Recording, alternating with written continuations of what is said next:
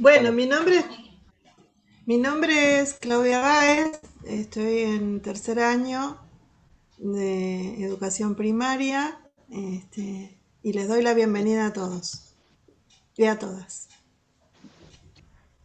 Buenas tardes, mi nombre es María Cecilia Rossi y estoy en segundo, tercero y cuarto año del instituto haciéndole una suplencia en las horas al profesor Matías Maidana. Bienvenidos y bienvenidas a todos y todas. bueno, buenas tardes. Yo soy Marta Lacorte. Estoy convocada a esta jornada y participando desde el lado de educación primaria. Mis cargas horarias en la institución, prácticamente estoy en todas las carreras, pero en esta oportunidad me corresponde trabajar con los chicos en el área de educación primaria. Mi carga es en segundo A de educación primaria y mi asignatura se llama Didáctica de la Matemática 1 y 2. Les damos las bienvenidas y le agradecemos muchísimo su participación. Muchas gracias por asistir. Bueno, gracias, profe. Bueno, me presento lo último porque ya empiezo yo justamente a hablar. Mi nombre es Matías Maidana. Sí, al igual que las profes, compartimos el espacio de las didácticas, tanto en el profesorado de inicial como de primaria, ¿sí? Y eso en cierta manera también nos convoca, ¿sí?, a hablar hoy justamente de este tema un poco específico.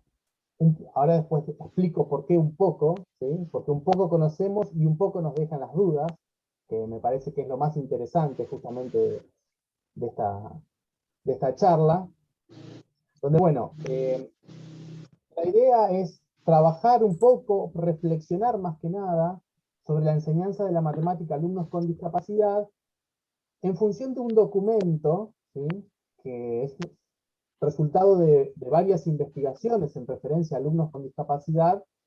Por eso justamente el título, Reflexiones sobre resultados de investigaciones, ¿sí? La idea fue juntarnos y dialogar justamente sobre este encuentro, sobre estas investigaciones, y tener en cierta manera algunas certezas y otras no tanto, ¿sí?, como siempre pasa después de que leemos algún texto, teniendo en cuenta este tema tan complejo, ¿no? Teniendo en cuenta que la charla habla de discapacidad, ¿sí?, ahí a la izquierda tienen el documento, ¿sí?, que lo coordina Claudia Broidman, seguramente lo habrán escuchado, ¿sí?, una referente en la didáctica de la matemática argentina, y bueno, el que se dedicó justamente con otras especialistas a investigar qué pasa, ¿sí?, en la enseñanza de la matemática en los alumnos con discapacidad. Sabemos que la discapacidad es un tema complejo, a veces tabú, ¿sí?, o a veces muy dificultoso de poder, digamos, dialogarlo, y nos interesa hablar sobre esto mismo justamente por eso, ¿sí? Porque vemos que en cierta manera no se habla del tema como si se hablase, por ejemplo, de la enseñanza de la tecnología, ¿sí?, o de la enseñanza de la ESI, ¿sí?, cuestiones que también en su momento estuvieron como relegadas o eran tabú, que bueno, por suerte se ha ido avanzando en estos conocimientos, ¿sí?, que hoy estamos más actualizados en esos dos aspectos, pero nos pareció que hablar de discapacidad, eh, específicamente a través de la enseñanza de la matemática, abren a nuevas preguntas, ¿sí? Entonces consideramos hacer un análisis de ese documento teniendo en cuenta las reflexiones y las experiencias de cada uno en términos de la formación docente, ¿sí? Eh, Pusimos ciertas limitaciones como para aclararlas de antemano, ¿sí? Ninguno de los cuatro es especialista en discapacidad, ¿sí? O sea, ninguno de los cuatro justamente tiene formación inicial en referencia a ese tema, pero sí tenemos experiencia justamente en términos de la relación en la enseñanza de la matemática con alumnos con discapacidad, que nos parece también poner en tensión eso. Y también tenemos, justamente por nuestra formación, ¿sí?, la especificidad del área en términos de la didáctica, ¿sí? Entonces, a ustedes les va a pasar lo mismo que nos pasa a nosotros, nos preguntamos sobre muchos aspectos de la discapacidad sin ser específicamente expertos en eso. Entonces, le cuento un poco la cocina de todo esto. Nosotros nos juntábamos una vez por semana, no solamente para armar este encuentro, sino también para discutir, tensionar, o sea, poner en común, o sea, muchas de estas cuestiones o de los aspectos que vamos a hablar ahora, sabiendo de antemano esa limitación, ¿sí? Que no somos expertos en el tema de discapacidad, pero sí es un tema que nos convoca, ¿sí? Entonces, les doy especialmente la bienvenida a todos y a todas, ¿sí? Imagino que también será un tema convocante, específicamente en la didáctica de la matemática, ¿sí? Bueno, la organización de la charla, ¿sí? Va a centrarse en 4 ejes, ¿sí? Que ustedes lo están viendo en pantalla, y en ese orden, 1, 2, 3, 4, y a medida que vayamos avanzando, vamos a ir hablando en función de ese documento que les dije anteriormente. O sea, el vocabulario que nosotros adoptamos es en función de ese documento, ¿sí? A través de las investigaciones que hay, ¿sí? Eso también justamente es necesario aclararlo, por algunos aspectos que vamos a tomar que pueden resultar un poco fuertes, ¿sí? Pero bueno, queremos justamente tomar eso como referencia, ¿sí? Así que bueno, vamos a empezar, ¿sí? El primer punto, vamos a hablar específicamente sobre los conceptos, paradigmas y debates que hay alrededor actualmente en la discapacidad, ¿sí? Y el documento habla específicamente, que hace una pregunta bastante movilizadora, si realmente la escuela es inclusiva o en qué medida la escuela no excluye también a los alumnos una vez que están adentro del aula, ¿sí? Y ahí toma justamente como referencia esto de la reproducción de las desigualdades que hay dentro del aula, ¿sí? Porque nosotros decimos ese alumno está incluido, y está incluido puede tirar varias aristas, ¿sí? ¿Qué quiere decir que está incluido? Que está dentro del aula, ¿sí? Que tiene aprendizajes igual que sus compañeros, que tiene aprendizajes diferenciados. Hablar sobre la inclusión propiamente, ¿sí? Es un tema tenso, ¿sí? Y no todos interpretamos lo mismo cuando hablamos de inclusión, ¿sí? Entonces, el texto habla justamente este tema de, en la lucha por la exclusión, muchas veces no ponemos en común qué quiere decir incluir, ¿sí? En términos de esa inclusión, aparece la palabra discapacidad, ¿sí? Y los sentidos de la discapacidad han ido variando a través de los años, ¿sí? Y de las décadas, específicamente en Argentina, donde cuando nosotros hablamos de discapacitado, ¿sí? Siempre lo poníamos en una especificidad de distinto a lo normal, ¿sí? O sea, discapacidad, o sea, tiene algo, una ausencia, ¿sí? Cuando decimos la palabra discapacitado. Entonces, ahí surge la pregunta, ¿qué es lo normal, ¿sí? Y qué es lo esperado en términos de un sujeto que aprende, ¿sí? Y en función de esto, hay varios discursos también, en términos de lo normal o de lo esperado. ¿Sí? Hay discursos psicológicos, hay discursos pedagógicos, hay discursos médicos y hay discursos jurídicos. Y lo que tienen en común esto es que cada uno de esos discursos establece qué es lo normal, ¿sí? ¿Qué sería lo que está dentro de la norma? Y lo que no está dentro de la norma, ¿sí? Es la exclusión, ¿sí? Entonces, de ahí justamente viene la palabra anormales, ¿sí? O deficientes, ¿sí? En términos de la ausencia de algo. Entonces, nosotros actualmente, ¿sí? Conocemos a la discapacidad justamente como o sea, un colectivo de minorías, ¿sí?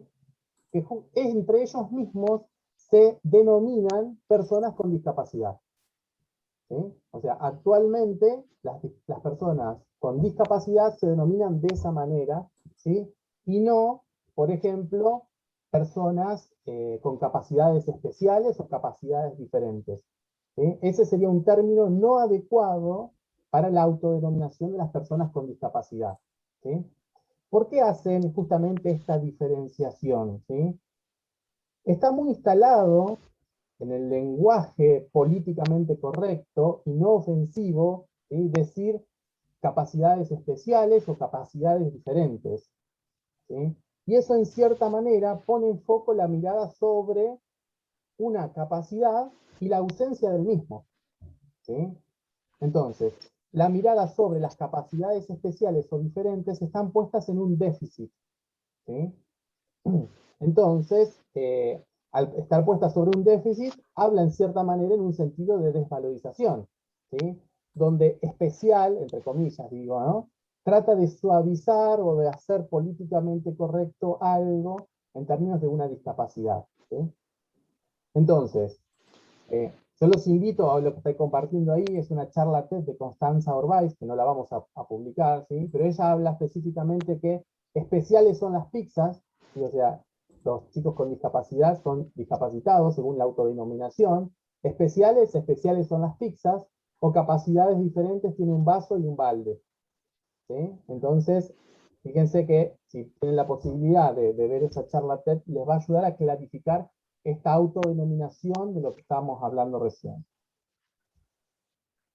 Un punto interesante sobre una concepción, ¿sí? Es el término que hay en función de dos modelos, ¿sí? El modelo médico, que es el que generalmente persiste en la sociedad, donde la mirada está puesta sobre lo deficitario, ¿sí? Sobre lo biológico en términos de la ausencia, ¿sí? Y ahí es donde nosotros hablamos justamente que existen distintas clases de discapacidad, ¿no? Motriz, ¿sí? Intelectual, bueno, etcétera. Pero bueno, esa mirada es una mirada médica, ¿sí? Y ese estudio se basa en función de lo normal o esperado versus, por decirlo de alguna manera, la ausencia de eso, ¿sí? Entonces tiene esas dos clasificaciones, ¿sí? Que es bipolar, ¿sí? Lo normal y lo no normal o anormal, ¿sí? Y hay otro modelo que está actualmente siendo vigente, ¿sí? Así como hablábamos de la ESI también, ¿sí? Que se llama modelo social. Ese modelo social tiene la mirada puesta en la problematización de la discapacidad, ¿sí? Entonces, lucha con esta parte del modelo médico, ¿sí? En términos de observar a las personas con discapacidad como sujetos, ¿sí? Y no como un colectivo de ausencia de algo, ¿sí? Entonces, el modelo social justamente es el que nos interesa seguir hablando en los próximos ítems o los próximos bloques que van a charlar mis compañeras, ¿sí? Teniendo en cuenta esta diferenciación, ¿sí? Que hay un modelo médico puesto en la ausencia y un modelo social que contempla la diferencia, ¿sí? La contempla, ¿sí? Pero no la contempla desde la ausencia, ¿sí? Sino justamente como dije, sino en la diferencia, ¿sí? Entonces, el último modelo, que es el modelo social, trata la discapacidad como una construcción, ¿sí? Como una construcción social. Y obviamente, como es una construcción social, tenemos que reaprender muchos de estos términos, como dijimos anteriormente, que hacía referencia, que muchos de nosotros, me incluyo, hablaba de capacidades especiales, ¿sí? O diferentes. Un punto que me parece interesante que hay que abordar en el léxico escolar hace referencia a la atención a la diversidad, ¿sí? Está muy instalado en la escuela muchas terminologías en referencia a la discapacidad o a alumnos que tienen dificultades de aprendizaje, ¿sí? Cuando dice nosotros atendemos a la diversidad, ¿sí? Y fíjense que cuando hablamos y decimos atender a la diversidad, también fomenta parte del problema en ese modelo social, ¿sí? Porque la atención a la diversidad integra a los no iguales entre los iguales, ese es el mensaje, ¿sí? Entonces, esos otros, esos diferentes, esos deficientes, ¿sí? Según lo menciona el texto, son concebidos bajo categorías, ¿sí? Colectivas, es lo que te falta, ¿sí? Y no como sujetos, ¿sí? Entonces, cuando decimos atender a esa diversidad, estamos también acentuando ese quiebre. Y ahora, por ahí después vamos a ver un poco más de esto, ¿sí? Pero hay que también romper ciertos paradigmas en términos de la enseñanza sobre lo que es la educación común y la educación especial. Las investigaciones critican esta diferenciación de la escuela normal, entre comillas, ¿sí? O la escuela común, ¿sí? Más dicho, común, contra la escuela o versus la escuela especial o las 500, como le solemos decir, ¿sí? Fíjense que ya el mismo léxico dice escuela especial, ¿no? Y ya al haber una escuela especial, ¿qué está haciendo socialmente eso? agrupamos como colectivo a las personas con ciertos déficits, ¿sí? Y a medida que ese déficit se va haciendo normal, entre comillas también, las vamos incorporando a la escuela común. Fíjense que toda esa construcción social que está totalmente instalada, no nos damos cuenta justamente de todo eso lo que quiere decir, ¿no? Entonces, la escuela común, por definición, ¿sí?, es excluyente también, ¿sí? Porque hay una escuela especial donde aloja justamente a las personas con discapacidad, ¿sí? Entonces, las diversas investigaciones que hay en términos de la enseñanza de la matemática demuestran que los docentes, ¿sí?, actualmente los docentes en formación y los docentes actuales, poseen más herramientas de lo que solemos creer para poder enseñar a las personas con discapacidad, ¿sí? Que eso va a hablar, me parece, un poco Cecilia, ¿sí? Pero pensar que no tenemos herramientas suficientes como para poder ayudar a algún alumno, algún estudiante con ciertas dificultades, también es un supuesto errado. Si no necesitamos de otro, ¿sí?, exclusivamente como para poder ayudar, ¿sí? Y algunas reflexiones por ahí finales en términos de este primer eje, ¿sí?, que me gustaría que sigamos pensando, esta falsa dicotomía entre lo normal y lo especial, ¿sí? ¿Qué sería lo normal? ¿Qué sería lo especial? ¿Sí? Lo particular y lo colectivo, cuando hablamos en el léxico escolar, ¿sí?, en referencia a eso.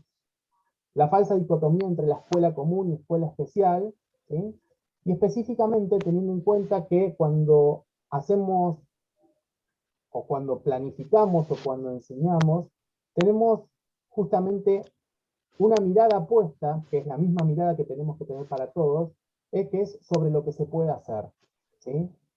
Sobre lo que no se puede hacer, obviamente no vamos a hacer nada, ¿sí? Pero sí podemos poner todas nuestras herramientas sobre lo que sí se puede, en esta instancia, teniendo en cuenta esas diferencias que hablaba en un principio.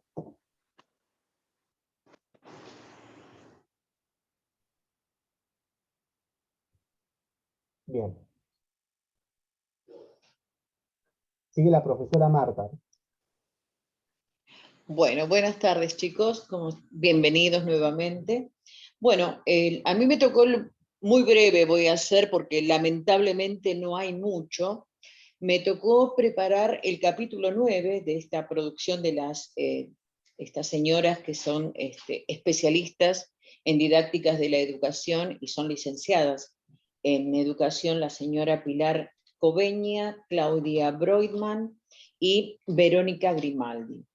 Estas tres investigadoras lo que decidieron fue buscar, indagar dentro, o sea, en el marco de las currículas de la provincia de Buenos Aires, de qué manera se articula la educación inclusiva con las didácticas de la matemática. En toda esa búsqueda, pensando de que se iban a encontrar con muchísimos materiales para poder indagar y poder argumentar toda esta demostración que quieren hacer, lamentablemente se han encontrado con muy escasa información y escaso material. Esta diferencia, o sea, la tensión, como bien dice el profesor, surge a raíz de que las docentes de las llamadas educación especial, porque así lo llama el texto, consideran, a pesar de que se reciben una formación diferente a las docentes de educación común, consideran que no están lo suficientemente preparadas como para poder ofrecer algún aporte didáctico a las maestras de escuela común. A su vez, las docentes de escuela común aducen no tener la formación suficiente como para poder trabajar, planificar y fomentar todo su trabajo para chicos discapacitados. Ese sería el nudo donde estas tres profesionales de la educación radican su investigación y para ello, ¿qué hacen? Deciden ir a investigar y se encuentran que en el diseño hay dos diseños curriculares, uno es el 2008 y el otro es el 2018, y en el 2008 hace referencia, prácticamente no habla de la educación inclusiva. En el diseño del 2008 habla muy por encima acerca de encuentran solamente 2 documentos de nivel primario y 2 documentos de modalidad especial, pero no hacen en ningún momento una referencia como de qué manera o qué estrategias deberían adquirir las docentes que se toman de ese diseño curricular para preparar sus proyectos. No les da un buen aporte o un aporte, ¿cómo se podría decir?, satisfactorio para poder trabajar las docentes con alumnos con discapacidad. Aguárdenme que hice un hilo conductor de todos. A todo esto aparece un documento llamado Index. En este documento se habla de la educación inclusiva, en el cual indica que todos los alumnos, incluidos con los alumnos discapacitados, tienen el derecho de acceder a la escuela común. Y no se debe considerar su traslado de una escuela especial a una escuela común como un pretexto como para llevarlo a un lugar sin planificación, sin proyectos, sino más bien considerarlo como un espacio donde verdaderamente se van a asegurar y se van a garantizar todos los derechos que tiene este alumno con discapacidad. En el documento, en el diseño curricular 2008, vincula la educación inclusiva. En la misma indica que es la escuela la responsable, es decir, responsabiliza a la escuela de que debe tratar y de promover en todo momento la enseñanza y la construcción de culturas inclusivas en los alumnos. Tratar de promover el vínculo entre ellos, ya sea docente-alumno, alumno-alumno, habla de incorporar y pedir ayuda de otros docentes, llámese el bibliotecario, llámese bibliotecaria, llámese los maestros, no son acompañantes, disculpen, ay, se me fue. Integradores. ¿Me ayudan? ¿Cómo? Integradores. El maestro integrador, discúlpenme, se me hizo una laguna, la colaboración del maestro integrador. Esto habla el diseño curricular del 2008. Mientras que en el diseño curricular del 2018, ahí sí, ya directamente expresa y copié textualmente el texto, donde habla de la inclusión y los derechos en un marco pedagógico, el cual dice que para que los principios de equidad, justicia e igualdad social sean considerados en la educación inclusiva como un derecho, como en un marco pedagógico, y expresa que los principios de equidad, justicia e igualdad social sustentan el derecho a la inclusión. O sea, lo que habla es acerca de que acá sí debemos considerar al alumno que debe ser incluido dentro de las escuelas comunes. También habla acerca de favorecer el uso de las tecnologías, como por ejemplo, ya les digo cómo se llama,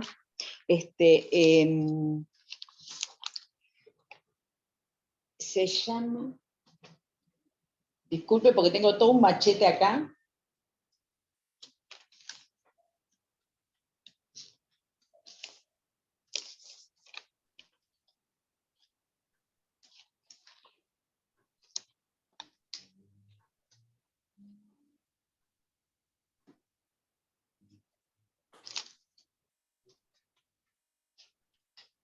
La tecnología asistida, la legítima comunicación con lengua de señas, la comunicación aumentativa, también la utilización de sillas de ruedas motorizadas, el uso del braille. Después habla también de los derechos universales del aprendizaje. En este apartado comenta acerca de cómo se utiliza la tecnología para facilitar al alumno, porque habla de barreras y habla de apoyos. Lo que hoy decía Matías, es que muchas veces en la escuela se presentan barreras. ¿A qué se llaman barreras? Son obstáculos, impedimentos que en vez de favorecer la permanencia y la continuidad del alumno con discapacidad, lamentablemente colabora con la exclusión. Entonces, los derechos universales del aprendizaje habla de que eso, o sea, nace en los Estados Unidos en la década del 90, cuya finalidad era construir herramientas tecnológicas que le permita al alumno acceder a los conocimientos que podría acceder cualquier alumno que supuestamente no tiene ninguna discapacidad. Como por ejemplo, si tenemos un alumno ciego, y existe un material que está impreso, el alumno ciego no puede acceder a ese contenido, a ese material. Entonces, esta institución, o sea, no es institución, perdón,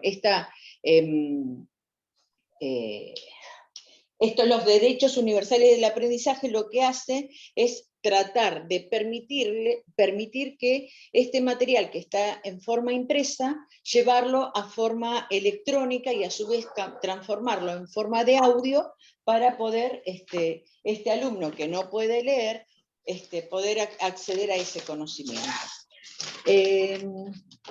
Bueno, después habla acerca de 3 recomendaciones que debemos tener en cuenta al momento de producir materiales de nivel primario para nuestras curriculares, y dice, la primera, la presencia nominal de las personas con discapacidad. Es decir, ¿qué quiere decir con eso? Que debemos reconocer sus derechos a la educación y su derecho de estar educados en una educación inclusiva. Valorar y visibilizar las formas de ser y estar en el mundo de las personas con discapacidad, e incorporar las perspectivas del modelo social y de los derechos de la educación. En esta propuesta lo que pretende es que existe como un tabú, podría decirse, ¿no? Que debemos desterrarlo, que es pensar que las personas que hacen matemática tienen una capacidad intelectual diferente, y es por eso que al alumno con discapacidad como que se lo subestima para el conocimiento matemático, y cosa que no es así. O sea, esto es algo que nosotros como docentes deberíamos desterrar. Tenemos que contemplar también que hay niños, no necesariamente con discapacidad, todos tenemos tiempos diferentes para poder aprender. Esto habla el texto. Construir propuestas en la escuela de manera que podamos escuchar a todo el alumnado, pero poner especial énfasis en estos alumnos que lamentablemente presentan algún tipo de discapacidad. Después habla hay 2 circulares que se encontraron también, la circular número 6 y la circular número 8, pero lamentablemente en ellas simplemente hacen mención a cómo trabajar. En la circular número 6 hace referencia solamente de cómo trabajar con alumnos que tengan problemas en el lenguaje. Entonces habla de tratar de algunas recomendaciones y algunas instrucciones de cómo tenemos que posicionarnos ante este tipo de alumnos, y en la circular número 8 solamente hace referencia a alumnos que tienen problemas de visión. Entonces, también dan recomendaciones de cómo tendríamos que ubicarnos dentro del aula para poder que esos alumnos que tienen problemas de visión nos puedan escuchar. Y finalmente habla de algunas propuestas al momento de diseñar un diseño curricular. Y propone realizar actividades desafiantes, planificar intercambios productivos, planificar y valorar la interacción entre los alumnos, proponer agrupamientos flexibles. ¿Eso qué quiere decir? Que, por ejemplo, si vemos que hay chicos que están presentando no solo problemas con los contenidos, sino problemas de asistencia, tratar de realizar agrupamientos, porque el texto habla de que se los agrupa por modalidad, o se lo agrupa por el grado de discapacidad, o se lo agrupa por edad. No. justamente las profesionales proponen lo siguiente, cosas diferentes, o sea, poder integrar alumnos con discapacidad con los que no tienen discapacidad, un chico que tiene problemas de movilidad con otro chico que no lo tenga.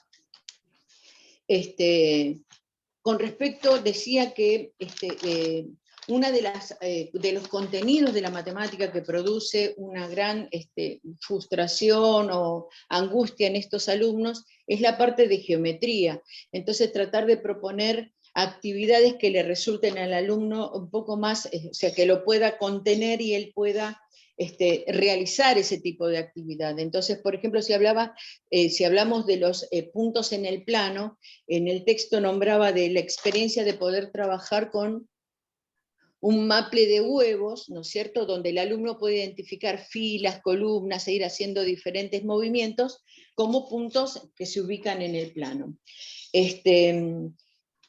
Ya está, planificar y desarrollar actividades integradoras, organizar diferentes tipos de comunicación, y habla de incluir a las TICs como forma de aprendizaje, ya que van a ofrecer o van a brindar como apoyo a estos chicos. Después finalmente realiza un par de preguntas que nos podríamos quedar pensando, y dice: ¿en qué medida avanza el diálogo entre la educación común y la educación especial, sabiendo que los alumnos con discapacidad están poblando la escuela común? Otra pregunta dice: ¿qué debe tener un diseño curricular para poder ser considerado inclusivo?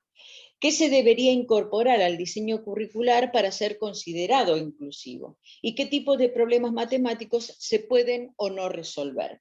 Finalmente, se considera que no hay un modelo universal, no existe la posibilidad de producir un diseño completamente inclusivo para nuestro trabajo, ya que esto se produce a través de un proceso, ¿no es cierto? Los diseños y los documentos curriculares presentan distintos elementos que podrían contribuir al desarrollo de las escuelas inclusivas, pero es el sistema educativo que aún se encuentra en deuda con este tema. Es necesario que se avance en considerar los modos de ser y estar en el mundo de las personas con discapacidad como algo valioso para la construcción de una verdadera educación inclusiva. Eso es lo que me tocó, perdónenme, me puse nerviosa, pero esto es más o menos lo que yo preparé para lo que dice el texto de las especialistas en educación. Gracias, Marta. Vamos con el tercer bloque, el tercer eje, ¿sí?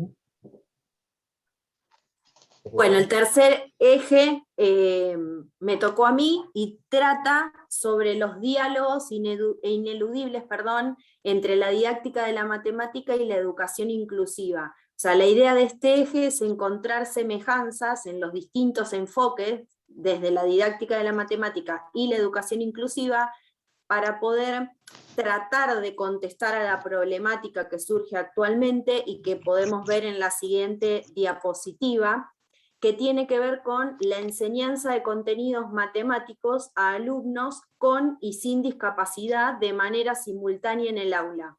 O sea, hoy en día los alumnos con discapacidad pueden estar físicamente en las escuelas, que el texto llama normales, eso es un logro, pero el desafío es que puedan efectivamente estar aprendiendo matemáticas junto con otros niños. Entonces, para pensar en las nuevas preguntas que van surgiendo a partir de esta problemática, se hace necesario poner en diálogo los aportes y los supuestos compartidos entre la perspectiva de la educación inclusiva y los de la didáctica de la matemática. Por eso, en la siguiente diapositiva, van a ver ustedes que la propuesta de Claudia Broitman es mirar a la diversidad desde la didáctica de la matemática hacia la educación inclusiva. Y lo que hace es presentar un breve recorrido con algunos referentes teóricos y ciertos antecedentes que están mencionados en el capítulo 3 del documento de Claudia Broitman e Inés Sancha, que han tratado la cuestión de la diversidad en las clases de matemáticas desde diferentes aristas. Entonces, en la siguiente diapositiva van a ver que una de esas aristas son las justificaciones biologicistas, para el fracaso en las matemáticas escolares, que están relacionadas con la falta del don matemático. Para estas perspectivas, las personas con discapacidad no serían normales porque les faltaría algo, que lo pongo entre comillas, que deberían tener, no han nacido dotadas para el trabajo intelectual, y por esta razón los estudiantes que fracasan lo hacen por esa falta, porque carecen del gen o del don matemático. En la otra diapositiva yo puse una cita textual de uno de los estudios mencionados en el documento, que es de Kaplan, en donde lo que hicieron es una encuesta para analizar las creencias actuales de los docentes. Entonces surgieron palabras como aptitud natural, talento natural, don hereditario, inteligencia innata, predisposición innata, capacidad innata, y estas representaciones que están instaladas en el sistema educativo lo que hacen es generar una renuncia a priori a la enseñanza de ciertos contenidos, ¿sí? Adjudicándole a ciertos estudiantes esta idea de que tienen un límite o un techo en sus posibilidades del aprendizaje matemático. En la siguiente diapositiva van a ver que otra de las aristas son las justificaciones sociológicas del fracaso en las matemáticas escolares, que están relacionadas con la falta de capital cultural. O sea, se explica el fracaso en matemáticas en base a la idea de que lo necesario para tener éxito en la escuela es que el alumno tenga un entorno social favorable. Entonces, en la próxima diapositiva van a ver también una cita textual con las creencias textuales que surgieron de ese estudio, con términos relacionados o las creencias relacionadas a que las aptitudes, los talentos o las inteligencias innatas se heredan biológicamente. Entonces, los alumnos suelen tener más éxito cuando la cultura escolar es próxima a su cultura de origen. Y por el contrario, si los estudiantes provienen de familias que tienen culturas marginales, populares, de inmigrantes o de pueblos originarios, según la zona geográfica donde esté ubicada la institución, no tendrían éxito en la escuela. Entonces, en estas justificaciones, la explicación del fracaso reside o radica en la falta o la ausencia del capital cultural necesario. Y en el estudio lo que se ponía en evidencia es esto de que estas creencias o estas faltas se asocian al concepto del niño ideal o de la familia ideal que debería concurrir a la escuela, que está muy alejado de lo que sucede en la realidad. En la otra diapositiva van a poder ver que nosotros lo que hicimos fue mencionar también a través de lo que el documento trataba, que la construcción de los conocimientos matemáticos escolares, nosotros desde la didáctica de la matemática lo hacemos en base a la teoría de situaciones didácticas de la escuela francesa, que seguramente muchos de los presentes ya tuvieron la posibilidad de conocerla. Entonces, dentro de esta teoría, hay varios conceptos que están relacionados con la enseñanza en la heterogeneidad. Por ejemplo, el primero de ellos es el del rol docente, que siempre está ligado a una devolución. O sea, la devolución no para instalar una verdad o indicar qué es lo que es correcto o incorrecto, sino como un proceso que permite conceptualizar, analizar las intervenciones, las tareas del docente, para que los alumnos puedan responsabilizarse y hacerse cargo de sus decisiones, siempre hablando con lo que respecta a la resolución de problemas matemáticos. En segundo caso, por ejemplo, el rol docente ligado a los procesos de institucionalización. Muchos de ustedes deben saber que la situación de institucionalización por parte de nosotros los docentes es justamente el momento en la clase donde formalizamos las ideas, las conclusiones y las observaciones realizadas. Entonces, en el hecho de que nosotros realicemos una institucionalización, hay un reconocimiento a la pluralidad de los puntos de partida y de las diferentes construcciones que pueden hacer los estudiantes durante el proceso de resolución de problemas. Al igual que en el tercer ítem como el lugar de los errores en el aprendizaje. Nosotros tenemos la idea de que los alumnos no elaboran los conocimientos en forma lineal, ni por acumulación. O sea, por el contrario, al pasar siempre de un estado de conocimiento a otro más avanzado, siempre se van a enfrentar a resistencias que deben superar, y en ese proceso se van produciendo diversas ideas matemáticas, ¿sí? Y algunas de ellas que van a ser erróneas. Y por último, en cuarto lugar, la noción de variable didáctica.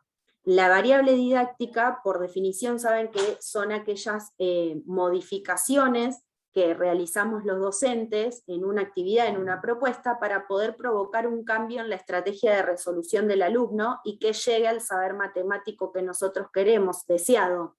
Entonces, a través de este concepto, lo que nosotros los docentes podemos hacer es construir una secuencia de problemas, ¿sí? Que vamos a poner en juego la misma red de conceptos, pero siempre de menor a mayor complejidad. Problemas de distinto nivel de complejidad que obviamente siempre tienen un fin, que es enseñar un contenido específico. Entonces, en la siguiente diapositiva, para poder reflexionar acerca de estas cuestiones, de estos diálogos entre ambas perspectivas, lo que nosotros pudimos abordar es que tanto en la educación inclusiva como en la didáctica de la matemática, siempre se pone en primer lugar a los derechos del sujeto. Es una coincidencia. O sea, en la educación inclusiva el otro es un sujeto de derecho en su condición de ser humano y como tal tiene el derecho de aprender, ¿sí? Siempre se resalta el derecho de las personas a poder compartir la vida escolar juntas y aprendiendo juntas, incluidas las personas con discapacidad. Y desde la didáctica de la matemática se contempla al otro como un sujeto también que tiene un derecho intelectual, tiene obviamente en tanto sujeto derecho a aprender bajo ciertas condiciones necesarias de ser estudiadas y generadas, y se considera central el proceso de producción de conocimientos matemáticos en la clase en términos de las interacciones de los alumnos con ellos mismos, ¿sí? De un alumno con sus pares, con sus compañeros. La siguiente reflexión, la segunda, lo que nos viene a decir es que la mayor parte de la producción de la didáctica de la escuela francesa, que es la teoría de situaciones didácticas, no se dedicó específicamente a la relación entre la enseñanza y el aprendizaje en aulas inclusivas, pero es posible reconocer dentro de esta teoría el estudio de las condiciones didácticas que promueven el aprendizaje por parte de los alumnos con conocimientos heterogéneos y con relaciones muy diferentes con las matemáticas. Esto lo que quiere decir es que nos permite como docentes que nosotros, bajo esta teoría, podamos diseñar propuestas didácticas de menor a mayor complejidad para alumnos con o sin discapacidad, estudiando dentro de las mismas aulas y teniendo en cuenta los conceptos que mencionaba hace un rato, el de variable didáctica, el del error, contemplar qué es lo que nosotros como docentes tenemos que hacer en el momento de la institucionalización o el cierre de clase, y lo valioso de nuestras intervenciones docentes para ayudar en el proceso de aprendizaje por parte de nuestros alumnos. Y por último, la última reflexión es que nosotros creemos que es posible sostener los mismos contenidos y el mismo enfoque didáctico con el que se enseña a los alumnos con y sin discapacidad, con distintas estrategias. Se pueden abordar los contenidos, como mencionaba hace un rato, en secuencias didácticas, siempre en torno a un conjunto de conceptos y vinculados con una complejidad creciente de menor a mayor escala, presentar problemas matemáticos que se puedan resolver desde diferentes puntos de partida, ¿sí? No con solución única. También proponer la resolución de nuevos problemas que involucren nuevos desafíos intelectuales, generar espacios colectivos para poder analizar la variedad de procedimientos y los errores que vayan surgiendo en el proceso, e instalar espacios para el registro de avances, de resultados, de conclusiones, para que sea un lugar donde nosotros podamos volver y poder, bajo ese registro, ver un avance individual de cada uno de nuestros estudiantes. Entonces, todas estas estrategias didácticas que acabo de mencionar supone que la igualdad de oportunidades en la escuela debe garantizarse a partir de la diversidad de condiciones, ¿sí? Según las posibilidades de cada uno de nuestros alumnos en cada momento o cada tipo de situación.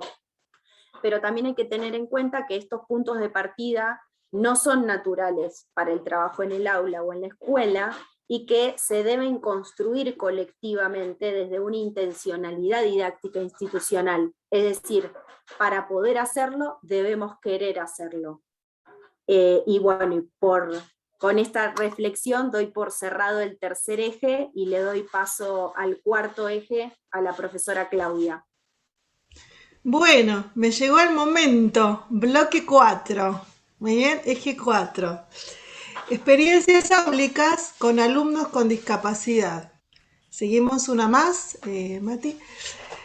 Dos preguntas centrales de esta cuarta etapa son: ¿cuáles son las concepciones sobre la enseñanza de las matemáticas que viven en las escuelas de educación especial? ¿Y cuáles son los contenidos matemáticos y las prácticas de enseñanza que predominan en sus aulas?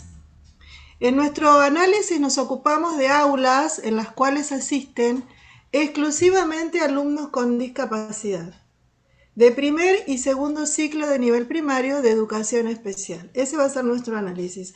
Entramos en aulas donde asisten alumnos con discapacidad exclusivamente y vamos a ver qué pasa ahí. Algunas observaciones, las primeras observaciones que voy a mencionar, es que tienen una ausencia de horario de matemática pautado a priori a lo largo de la semana. Este estudio de campo que se hizo, este libro que estamos compartiendo con ustedes, chicos, es un estudio de campo que se hizo en aulas. Bien, entonces se hizo todo el análisis, se hizo investigación seria que incluye diálogos con docentes, observación de aulas, observaciones de clase. Y a partir de allí, de lo visto, de lo analizado, de lo conversado con docentes de escuelas especiales, se llegaron a estas conclusiones que nosotros estamos compartiendo en este momento. Entonces, algunas de las observaciones es esta. La primera es que, si bien el régimen académico del nivel primario establece para el área de matemática una carga horaria de 5 módulos semanales para el primer ciclo y 4 módulos semanales para el segundo ciclo, esto no se da en estas escuelas donde se hizo este trabajo de campo, esta investigación.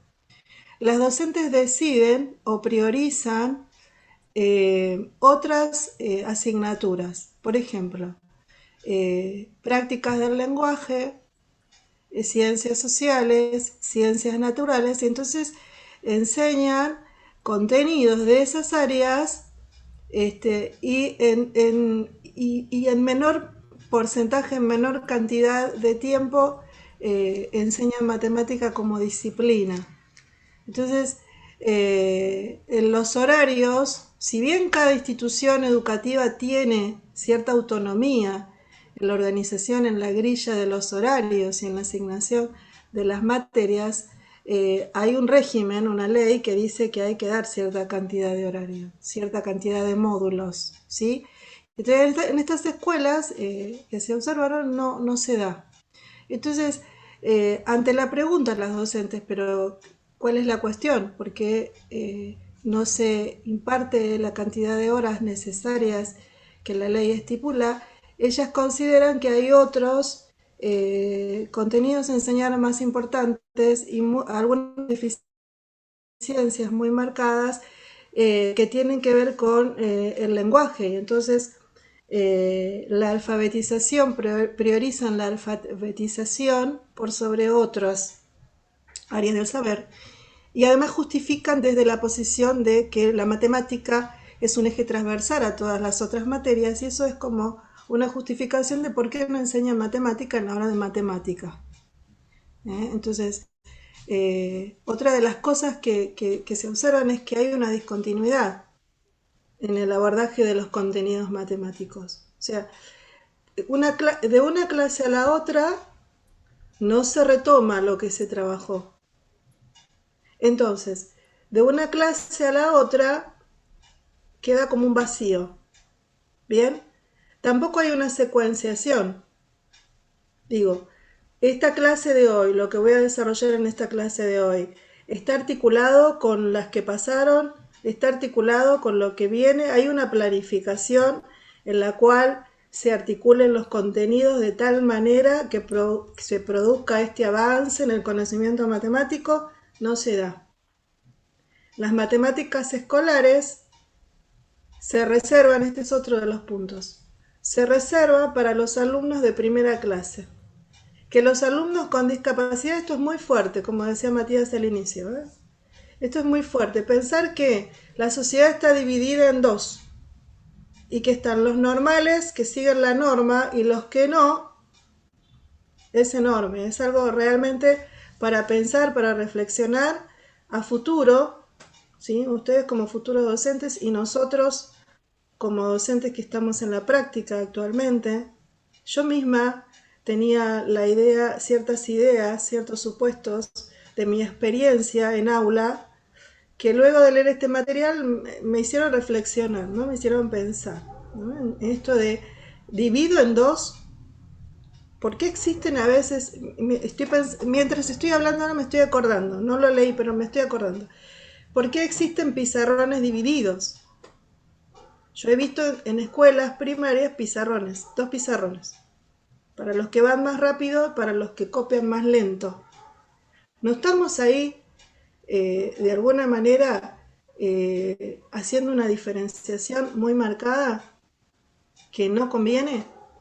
Que no es nuestro rol, no es nuestra función. Los pizarrones diferentes no tienen que existir, a mi modo de entender y en base a lo que estuvimos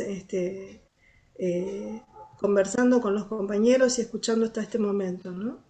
Entonces, la inclusión es una palabra fuerte y muy necesaria de pensarlo y de repensarlo en nuestras prácticas y en ustedes como futuros docentes, ¿no? La sociedad, con esta visión, la sociedad está dividida en dos: los normales que siguen la norma y los que no, los que tienen deficiencia, ¿no? Los que necesitan otro tipo de escuela, necesitan otro tipo de enseñanza, necesitan otro tipo de espacio. Pero vamos, si necesitan otro tipo de espacio, necesitan otro tipo de escuela, que ese tipo de escuela logre que esos alumnos hagan matemática en serio y aprendan en la diversidad. ¿O no? Aulas heterogéneas van a haber siempre. El maestro de escuela común también tiene aulas heterogéneas. Aulas con 30 alumnos, con vivencias diferentes, con capitales diferentes culturales, que están en ese aula y necesitan aprender matemática. Porque si hay un diseño curricular para la enseñanza de la matemática a determinada edad, significa que esos alumnos lo pueden aprender. Entonces, estas ideas, estos preconceptos, estas ideas que se van generando en que lo que hacer como docentes no lo hagamos. Entonces, a veces sin darnos cuenta estamos haciendo una división que no tiene que existir, porque la escuela es para todos. Todos los chicos tienen que aprender, sean personas con discapacidad o no. ¿Bien? En la escuela solo entonces esta idea de que están divididos y que no tienen capacidad intelectual o no nacieron para las matemáticas, me parece que es una cosa que no debería existir en el lenguaje, ¿no? Porque todos tenemos la posibilidad de aprender, todos los niños. Por lo que en la escuela solo deben aprender sus rudimentos prácticos, y entonces esta idea hace que la enseñanza y la didáctica de la matemática que se desarrolla en estas aulas sea realmente un punto para analizar. Seguimos con otra, por favor, Matías. En las aulas de educación especial se reproducen condiciones de enseñanza con bajos niveles de expectativa. Con bajos niveles de expectativa. No lo va a poder hacer, no se va a acordar. No lo puede retener. Son ideas que estas autoras recabaron de lo que escucharon de las docentes. No se acuerdan, no pueden retener. Entonces es una actividad. Una de las docentes decía, preparamos una actividad que dure todo el día para ver si a la tarde lo pueden terminar. Y termina ahí la actividad y la próxima vez que decidamos que van a tener matemática, entonces ahí empezamos con otra cosa. Y ahí vemos si pueden retener ese poquito y le están limitando la posibilidad al alumno de avanzar en su conocimiento.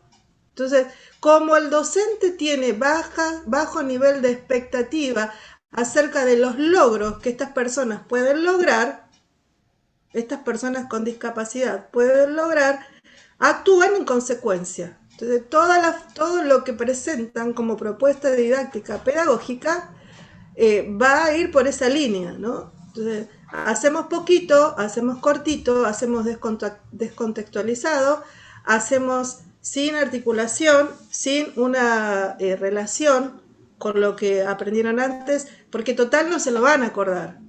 Entonces, ¿para qué vamos a articular con lo anterior o vamos a tener una planificación articulada si no se lo van a acordar? Entonces, esa es la idea que se tiene, que ha heredado el imaginario social, y los docentes piensan de esa manera o manifiestan esas preocupaciones, y así es como se enseña en este tipo de escuelas.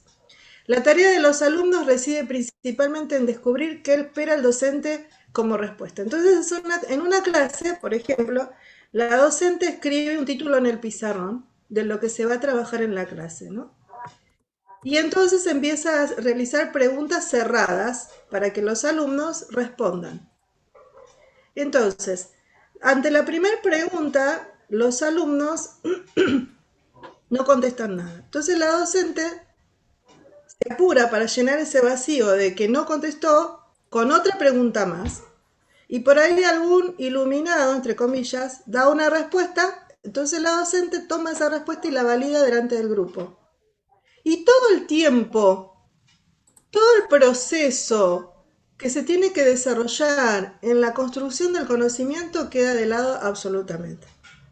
Entonces, ¿qué hace el chico que está sentado en un banco viendo lo que la docente le está enseñando o tratando de captar su atención? Está atento a ver los movimientos del maestro para ver qué va a decir, cómo lo va a decir, aún los tonos de voz, ¿no?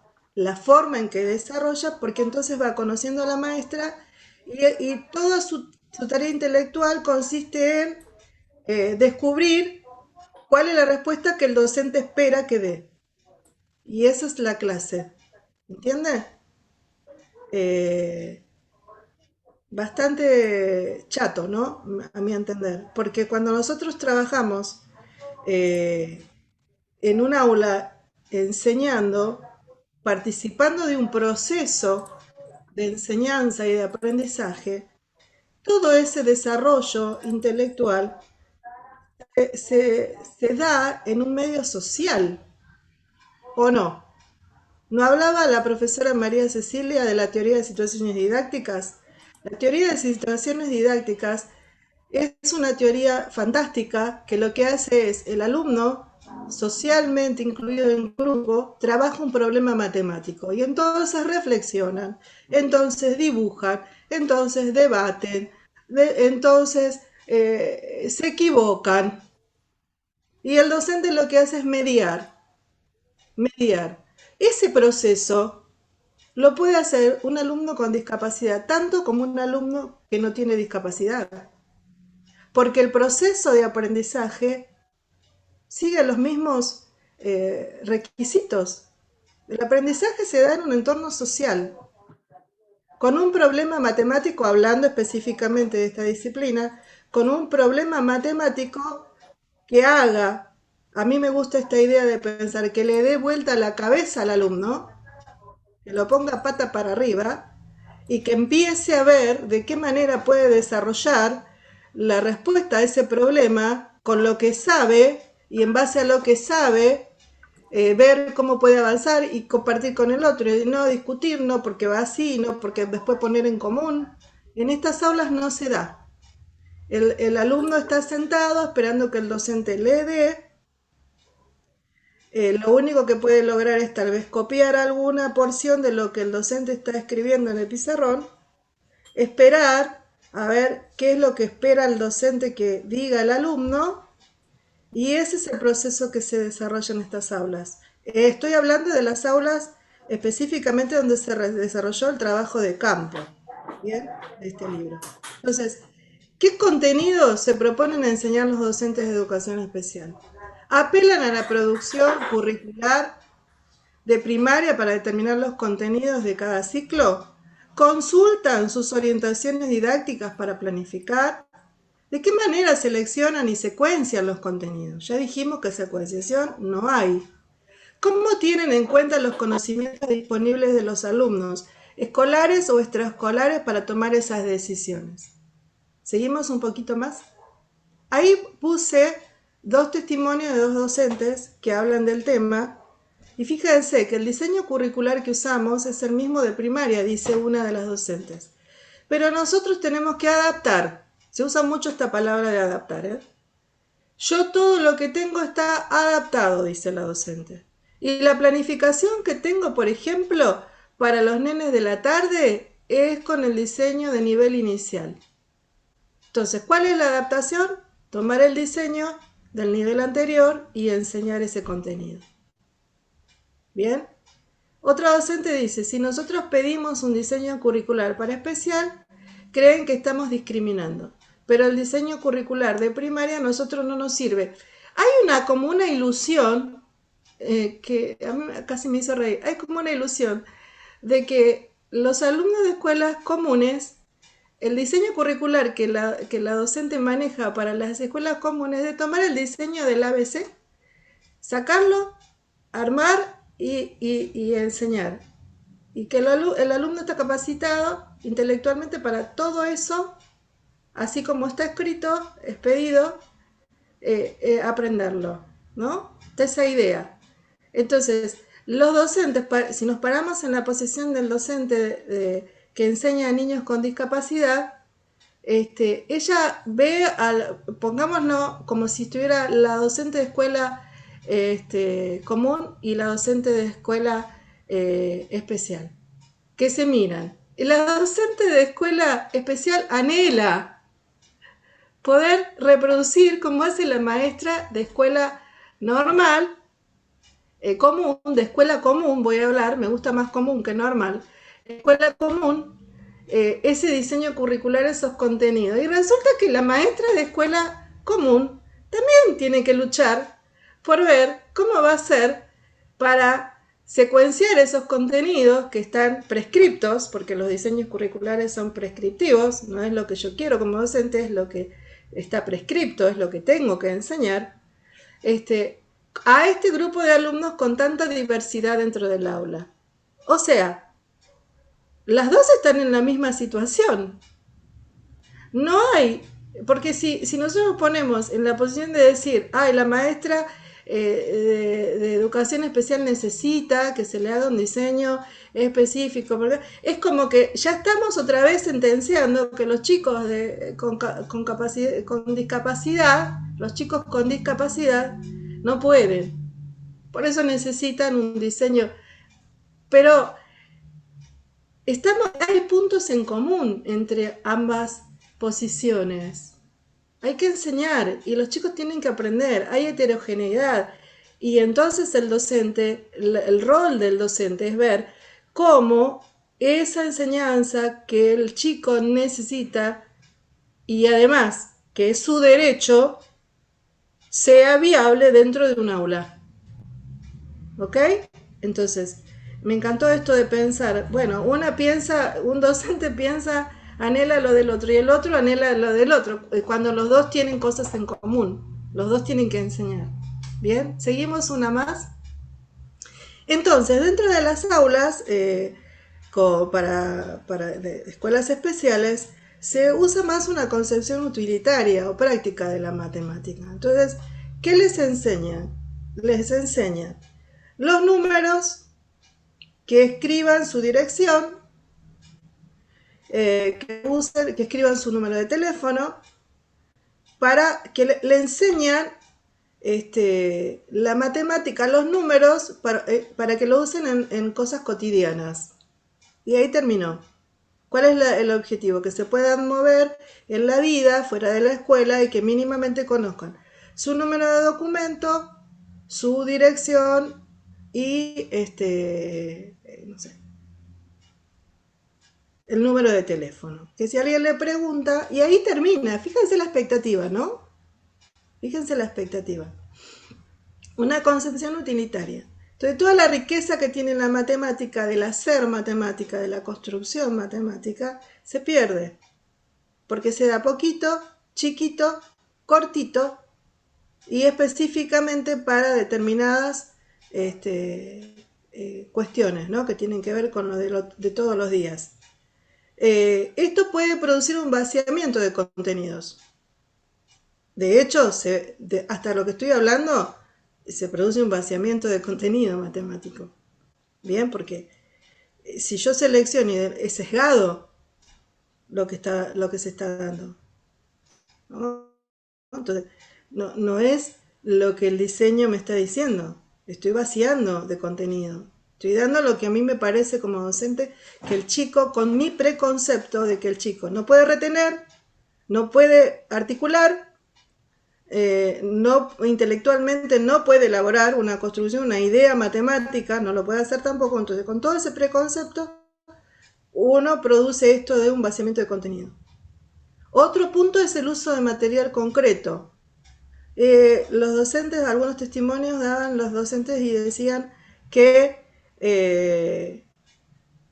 hacer fácil lo difícil sin disminuir los contenidos. Estoy leyendo mientras estoy hablando los comentarios, están buenos, están muy buenos.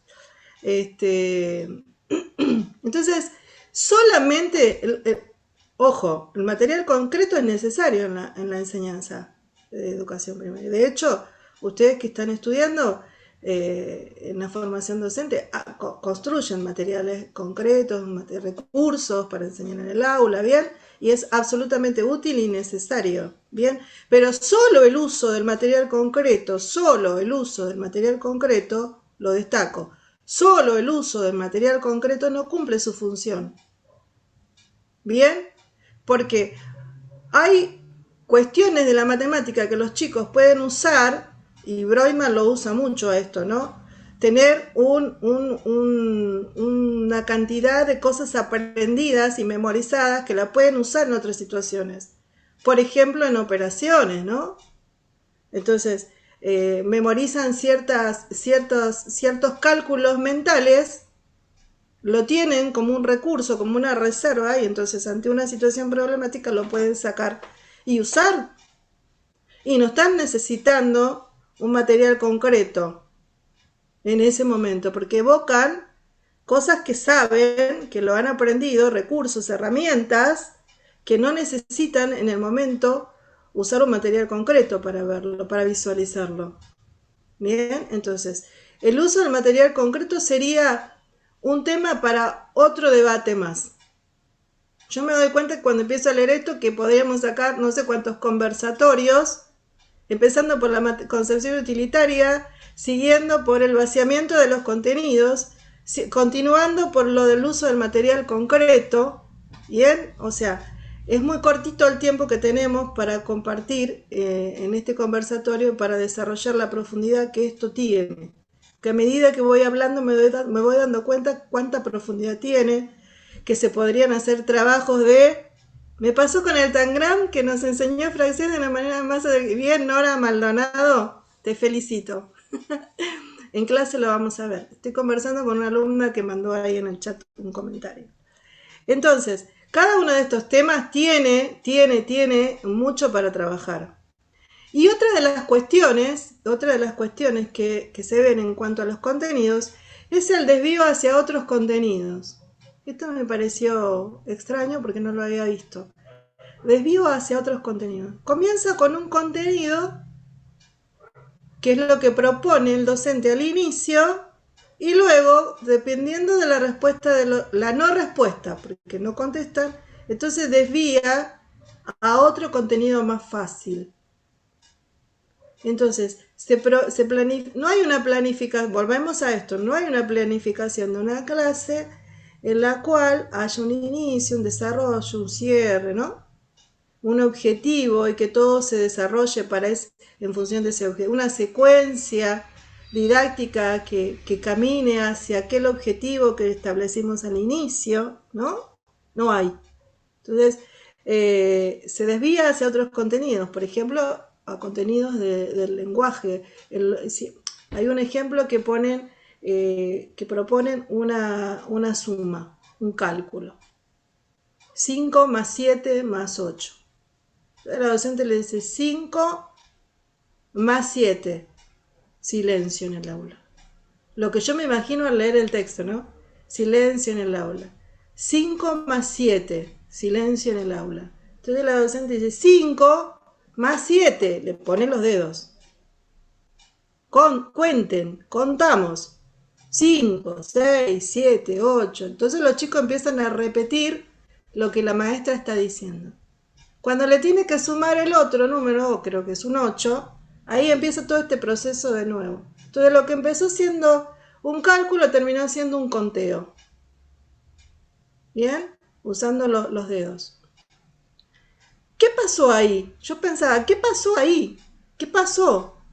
Pasó que no tuvo el alumno, el estudiante no tuvo el tiempo de pensarlo, porque por ahí, si vos le pones el cálculo en el pizarrón y le dejás que lo piense, por ahí el alumno necesitaba mirar algún cartel donde tenían algún referente para ver de qué estaba hablando la docente, o tenía que pensar para evocar a ver cuándo hicimos y cómo puedo, y mirar lo que por ahí el compañero estaba escribiendo en una hojita de papel, y etcétera, ¿no?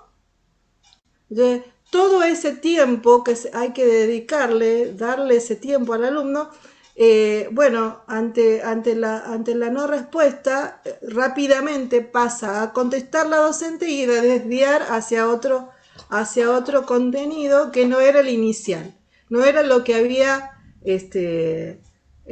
previsto, no era lo que había anunciado que se iba a trabajar.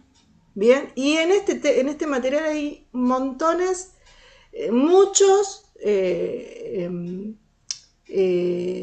registros de estas clases y de estas situaciones áulicas en las cuales vemos que no se está trabajando en estas escuelas, vuelvo a reiterar, en este trabajo de investigación, en este trabajo de campo, no se evidencia que los alumnos se enfrenten a situaciones problemáticas, que tengan su tiempo, su parte social, que haya una planificación pensada, etcétera, ¿no? Todo lo que vinimos hablando. Y por último, ya para cerrar esta parte, un argumento que resiste en el sistema educativo es que los docentes de educación especial estarían mejor preparados para enseñar a los alumnos con discapacidad que los docentes de escuelas comunes, lo que veníamos diciendo, ¿no? Sin embargo, la información relevada en este estudio permite identificar en el discurso de los docentes la autopercepción de que su formación didáctica específica es escasa y que sus conocimientos y recursos no resultan suficientes para enseñar matemática a los alumnos con discapacidad. ¿Por qué? Porque están sentenciados a que hay cosas que no lo van a lograr. Bien, entonces, como dice el libro de Merier, Frankenstein educador, de Nora Maldonado. Sí, lo voy a leer, Nora.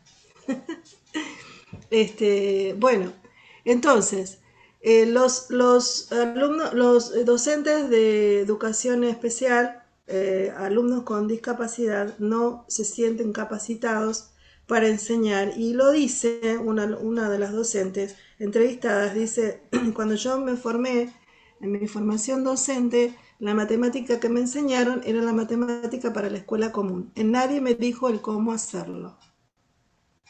Nadie me dijo cómo enseñar este contenido a alumnos con discapacidad.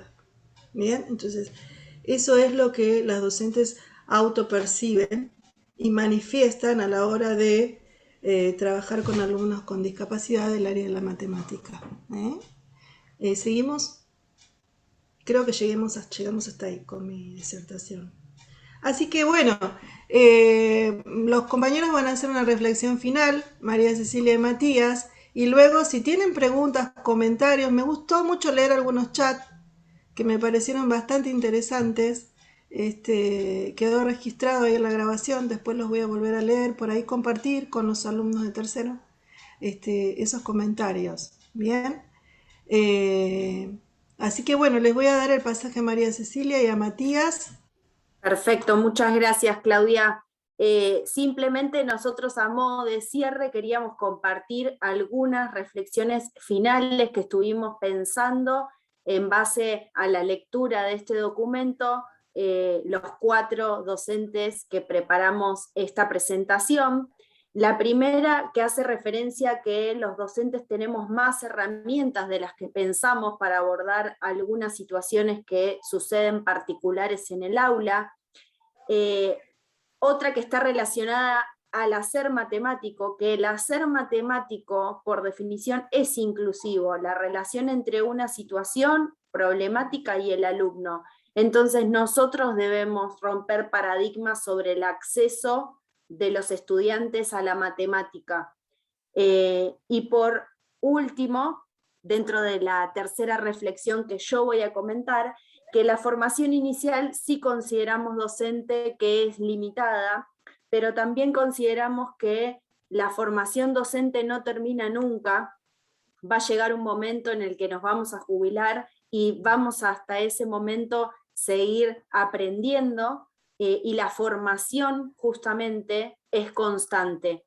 Ante cada situación particular que tengamos, vamos a tener que informarnos y prepararnos para afrontar y saber cómo abordarla. Ahora le doy el paso al profesor Matías Maidana.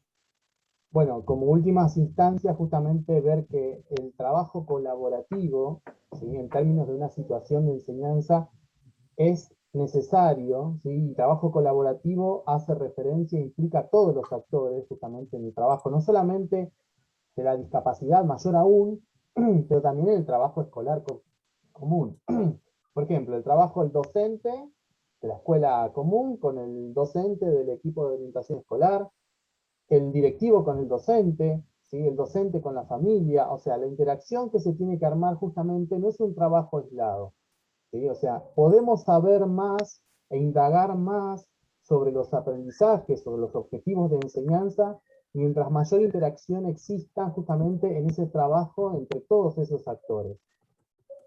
Después, los diseños curriculares, ¿sí?, o documentos oficiales, ¿sí?, no dimensionan realmente la complejidad real que implica un trabajo con alumnos con discapacidad, ¿sí? Es como que siempre la complejidad va un paso más adelante y la normativa no llega a contemplar todas las dimensiones de esa complejidad, ¿sí? Por eso nosotros decimos que hay una vacancia sobre el trabajo de discapacidad en términos de un modelo social, ¿sí?, de que se acuerdan de que hablábamos, ¿sí?, de contemplar justamente a los sujetos y no a un colectivo, justamente con personas con deficiencias, como trataría el modelo médico, ¿sí? Entonces, creer que esperar la normativa que baje y el director me diga cómo tengo que realizar algún trabajo didáctico con esos estudiantes es una ilusión eso, ¿sí? Siempre a la vanguardia van a estar aquellos docentes, ¿sí?, que quieren que sus alumnos aprendan, y eso va a crear justamente una respuesta, al menos parcial, en el trabajo matemático, ¿sí? Y después seguramente vendrá la normativa, pero nunca se piensa al revés, ¿sí? Si no es como esperar que algo pase, que baje, y eso no va a existir, ¿sí? Y por último, que las adecuaciones didácticas matemáticas, independiente, y esto es general, o sea, cualquier adecuación matemática dentro del aula, en cualquier nivel, tiene que priorizar al sujeto y su relación con el quehacer matemático y no a la discapacidad. Muchas veces escuchamos a fulanito, ¿sí?, tiene tal problema y nunca vemos qué aprendió, ¿no? Siempre vemos el déficit. Y bueno, eso, independientemente si el chico tiene discapacidad o no, es ver la ausencia. ¿Sí? Como dijimos, construir desde la ausencia no se puede. Así que bueno, estas eran algunas de las reflexiones, seguramente ustedes tendrán otras más, ¿sí?, si quieren compartirlas o si quieren hacer alguna pregunta. Nos parece muy interesante también poder dialogar, ¿sí? Solamente por ahí no tenemos mucho tiempo, pero bueno, como les dijimos recién, esta construcción de esta charla fue justamente idea, ¿sí?, de pensar una complejidad que se está dando, ¿sí? Si a ustedes esta charla les genera preguntas, entonces logramos el objetivo, ¿sí? O sea, hay muchas cuestiones para poder seguir dialogando sobre estos temas, ¿sí? Y bueno, la única manera de poder abordarlos, como lo decíamos recién, no es esperar que baje, sino nosotros, ¿sí?, ir en búsqueda de esas complejidades y al menos tratar de obtener algunas respuestas parciales y muchas dudas seguramente, ¿sí? Bueno, no sé si hay alguna pregunta, algo que quieran. La pueden escribir por el chat sin problema. Bueno, Nora hablaba de Frankenstein Sí, educador, ahí, ¿sí?, el sí. docente embrutecedor, si mal no recuerdo, y el docente, otra clase docente, iluminador me sale, no es el término, pero bueno, justamente hace referencia a eso, Nora. Sí. ¿Sí? ¿Tienen alguna duda, alguna pregunta, algo que quieran profundizar de lo que hayamos hablado?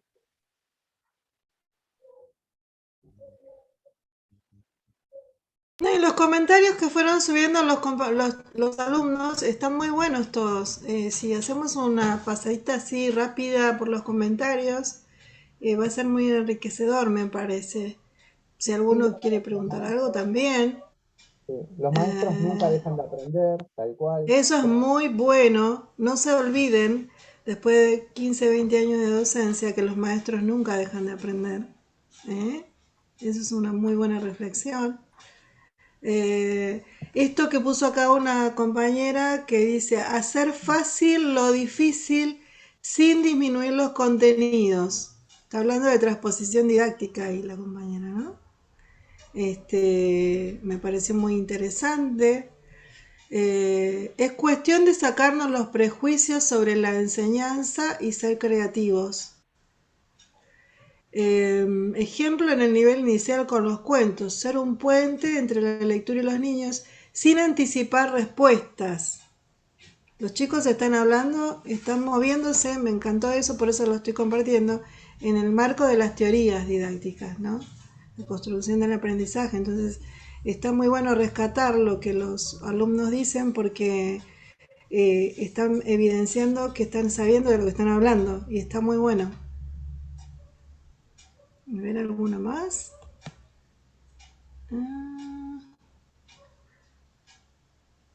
Karina García, que pone, considero que nosotros también aprendemos de los niños con discapacidad. Después Muy acá bueno. Nora hace una pregunta y dice, entonces el currículum se debe modificar, ¿de qué manera?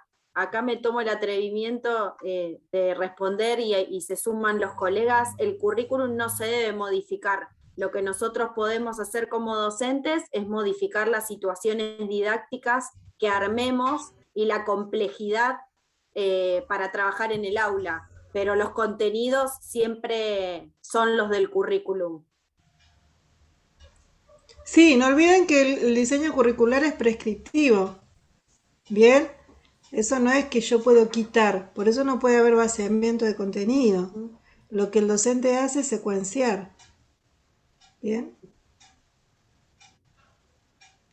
Bien, también, todos hablamos del currículum ahora. No, recuerden que el currículum, si bien es ley, o sea, es normativa, lo respetamos como docentes, se cambia aproximadamente cada 10 años. Entonces, Sí, eso quiere decir justamente que las complejidades siempre van un paso más adelante Y después, ¿sí? Las adecuaciones del nuevo currículum tratan de contemplar eso vigente. ¿Sí? Entonces, fíjense que siempre está como un poco desfasado. Fíjense que el diseño curricular anterior no contemplaba la ESI, no te contemplaba las tecnologías, ¿sí? O los por ejemplo, a diseños curriculares anteriores no había inglés, ahora algunos profesorados tienen la currícula de inglés dentro de su carga. O sea, fíjense que siempre es como que se va incorporando algo, pero es como que siempre va un paso atrás. No es una crítica al currículo, no es algo esperable que eso pase, ¿sí? Pero fíjense que no podemos esperar que baje la normativa para responder todas las dudas que tenemos, sino que hay algunas cuestiones que las tenemos que abordar nosotros necesariamente, ¿sí? De hecho, hay situaciones que nos superan. No, nunca pensamos estar 2 años de pandemia en donde tuvimos que rever, repensar el currículum prioritario. Entonces, hay toda una documentación que se tuvo que generar para esta situación específica en pandemia.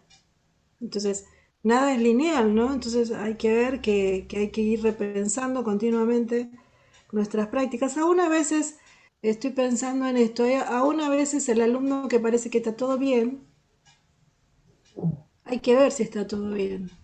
¿Se entiende la idea? Entonces, las prácticas docentes siempre hay que repensarlas. Siempre, continuamente tenemos que estar viendo y además esto de ir superándonos, capacitándonos, participar de capacitaciones continuas, eso también es muy importante.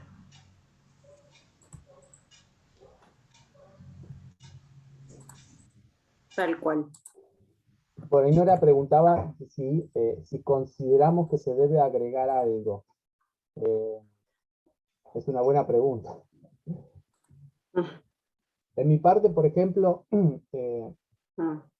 creo que considerar algunas orientaciones didácticas, ¿sí? Algunas orientaciones didácticas en el diseño curricular, como lo tenía por ahí el diseño anterior, ¿sí? Por lo menos el de primaria, y el de inicial también tenía, ¿sí?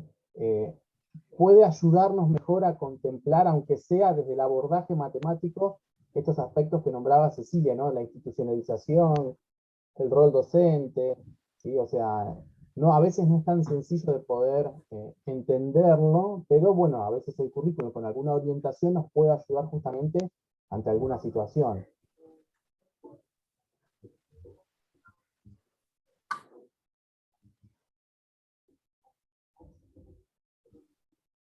Bueno, me parece que si no, no hay ninguna pregunta por ahí específica, les agradecemos, ¿sí? La participación, y yo particularmente agradezco a mis colegas, ¿sí? que por su tiempo y que nos han permitido justamente desarrollar esta charla y a pensar entre todos, ¿sí? Una de las complejidades actuales del sistema, ¿sí? O de la escuela. Así que bueno, muchísimas gracias. Muchísimas gracias a Gracias a todos y ustedes. todas por Gracias a participar y a los todos. colegas. Gracias Sí, por el muchas gracias. tiempo. Un Muy lindo placer. tiempo, muy lindo momento que hemos compartido. Nosotros aprendemos también. Yo he aprendido un montón, un montón. Así que gracias a todos. Gracias a ustedes, muy linda. Gracias.